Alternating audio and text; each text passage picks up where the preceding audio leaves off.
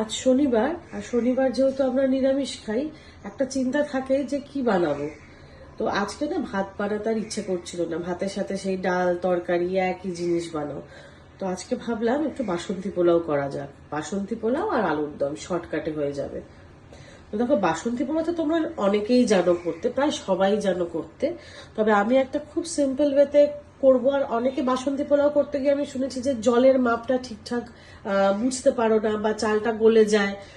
তো আমি তোমাদের আজকে মাপটা কিভাবে নিতে হয় সেটা বলে দেবো, যাতে তোমাদের বাসন্তী পোলাও একদম ঝরঝরে হয়।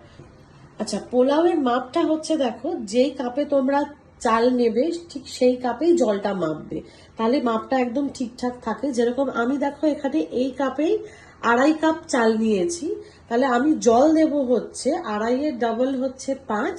তো 5 কাপ নেব না, নেব তার থেকে হাফ কাপ কম, মানে 4.5 কাপ। মানে ধরো আমি যদি 2 কাপ চাল নিই, তাহলে আমি জল নেব হচ্ছে 3.5 কাপ। এই মাপটা যদি তোমরা খেয়াল রাখো, তাহলে তোমাদের পোলাও কিন্তু একদম ঝরঝরে হবে। আর আরেকটা জিনিস মাথায় রাখতে হবে যে পোলাও বানানোর সময় তোমরা চালটা কিন্তু সবসময় পুরনো চাল নেবে। আমি এখানে দেখো একদম গোবিন্দভোগ চালেই করছি।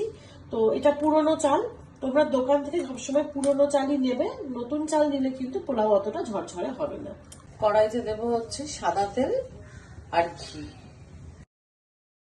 তেল আর ঘিটা গরম হয়ে গেলে দিয়ে দেবো হচ্ছে গোটা গরম মশলা আর তেজপাতা। গরম মশলার গন্ধ বেরোলে এর মধ্যে দিয়ে দেব আগে থেকে ধুয়ে জল ঝরানো গোবিন্দভোগ চাল। এর মধ্যে হচ্ছে হলুদ, আদা বাটা, এই সমস্ত কিছু দিয়ে চালটা এবারে ভালো করে ভাজবো। আর এদিকে মাপের জলটা গরম হচ্ছে। এবার এর মধ্যে দিয়ে দেবো হচ্ছে আগে থেকে ভিজিয়ে রাখা কাজু কিশমিশ। দেখো, চালটা কিন্তু ভালো করে ভেজে নিয়েছি। এবার এর মধ্যে গরম জলটা ঢেলে দেব।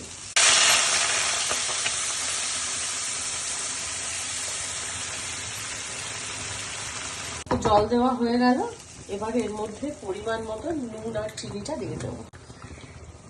মিষ্টিটা যে যেরকম পছন্দ করো সেরকম ভাবেই দেবে, তবে আমরা যেহেতু পোলাওতে খুব বেশি মিষ্টি পছন্দ করি না, আমি সেই পরিমাণ মতোই চিনিটা দিচ্ছি। দেখো, 4-5টা কাঁচা লঙ্কা নিয়ে নিয়েছি। এবার এই গোটা কাঁচা লঙ্কাগুলো এখানে ছড়িয়ে দেবো। এই যে ফুটে উঠেছে, এবারে ফ্লেমটা কমিয়ে ঢাকা দিয়ে দেবো। দেখো, 5 মিনিট ঢাকা দিয়ে রেখেছিলাম। এবার ঢাকাটা খুলে দেখবো কি অবস্থায় আছে। এই দেখো, প্রায় হয়েই এসছে। উপর থেকেই 1 চামচ মতন ঘি ছড়িয়ে দেবো, ফ্লেভারটা ভালো আসবে, আর কিছুই না। ঘিটা দিয়ে এবার এখানে আরেকটু ঢেকে রেখে দেবো। এটা কিন্তু এবারে একদম রেডি। আর তোমরা কিন্তু দেখতেই পাচ্ছ পোলাওটা একদম ঝরঝরে হয়েছে। এটা ফ্লেমটা অফ করে রাখলে এটা আরো বেশি ঝরঝরে হয়ে যাবে। তাহলে 10 মিনিটে আমাদের পোলাও কিন্তু একদম রেডি টু সার্ভ। এবারে যে নিরামিষ আলুর দমটা বানাবো, তার জন্য দেখো আমি আলুটা আগে থেকে একটু সেদ্ধ করে নিয়েছি। এবার আলুর দমের মশলার জন্য দেখো আমি একটা পেস্ট বানিয়ে নিচ্ছি। দেবো হচ্ছে টমেটো, নারকেল, কাঁচা লঙ্কা, গোটা গরম মশলা, পোস্ত, সাদা তিল, আদা বাটা, সব একসঙ্গে একটা পেস্ট বানিয়ে নেব।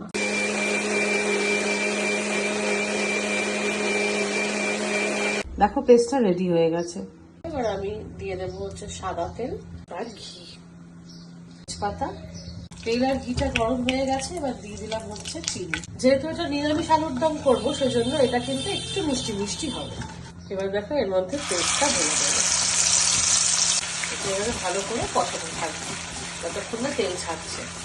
দেখো, মশলাটা কিন্তু মোটামুটি কষে গেছে, তেল ছেড়ে দিয়েছে সাইডে। এবারে এই যে বাকি মশলাটা আমি যে জল দিয়ে রেখেছিলাম, এই বাটি ধোয়া জলটা আমি এর মধ্যে দিয়ে দেবো। এবার এর মধ্যে দিয়ে দেবো সেদ্ধ করে রাখা আলুটা, দিয়ে দেবো হচ্ছে মটরশুঁটি। এবার এগুলো একসাথে কষাতে থাকবো। দেখো, কালারটা কি সুন্দর এসছে। এর মধ্যে কিন্তু হলুদ বা কাশ্মীরি মির্চ আমি তো কিছুই অ্যাড করিনি, কিন্তু তাও দেখো কালারটা কিন্তু খুব খুব মিষ্টি একটা কালার এসছে। পরিমাণ মতো নুন দিয়ে দেবো। আলুটা সেদ্ধ করার সময় আমি অল্প নুন দিয়েছিলাম। যতটা তোমাদের ঝোলের প্রয়োজন ততটা জল দিয়ে একটুখানি ঢেকে রাখতে হবে। আমি এখানে অল্প জল দিয়েছি, দিয়ে এবারে এটা একটু ঢেকে রাখবো। একদমটা রেডি হয়ে গেছে। এবারে আমি 1 চামচ ঘি শুধু উপর থেকে ছড়িয়ে দেবো। এই যে আমাদের আজকে নিরামিষ মেনু বাসন্তী পোলাও আর আলুর দম একদম রেডি।